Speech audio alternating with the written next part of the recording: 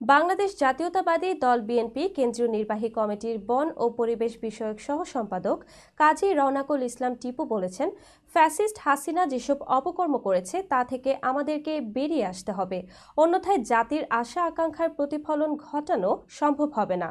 প্রতিনিধি মোহাম্মদ আসাদ তালুকদার জানান, বরগুনা জেলা বিএনপির সম্মেলন প্রস্তুত কমিটির আহ্বায়ক হিসেবে গতকাল বিকেল ৫টায় জেলা শিল্পকলা একাডেমি মিলনায়তনে অনুষ্ঠিত বিএনপি বরগুনা পৌর শাখার কর্মী সভায় প্রধান অতিথির বক্তব্য রাখতে গিয়ে কথা বলেন তিনি বলেন, জুলাই আগস্টের আন্দোলনে যারা ঢাকায় গিয়ে আন্দোলন করেছেন, জেল খেটেছেন, রাজপথে ছিলেন, তারা সামনের সারিতে বসবেন।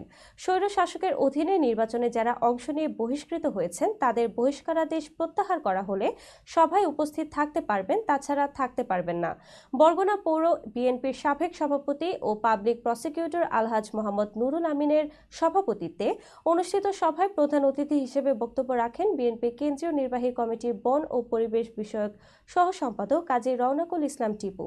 বিশেষ অতিথি হিসেবে উপস্থিত ছিলেন জেলা বিএনপির সাবেক সহ সভাপতি ফজলুল হক মাস্টার, AZM সালেহ ফারুক, পৌর বিএনপির সাবেক সভাপতি ও সাবেক পৌর চেয়ারম্যান দেলোয়ার হোসেন মন্টু, জেলা মহিলা দলের সাধারণ সম্পাদক নারী ও শিশু আদালতের পিপি অ্যাডভোকেট রঞ্জু আরা শিপু, যুবদল কেন্দ্রীয় কমিটির সহ সাংগঠনিক সম্পাদক অ্যাডভোকেট মুরাদ খান, জেলা বিএনপির সাবেক সাংগঠনিক সম্পাদক রেজবুল কবির, হুমায়ুন হাসান শাহিন প্রমুখ। এছাড়াও বিভিন্ন ওয়ার্ডের তৃণমূল নেতৃবৃন্দ বক্তব্য রাখেন। সভা পরিচালনা করেন পৌর বিএনপির সাবেক সাধারণ সম্পাদক আবুল কালাম আজাদ হাওলাদার।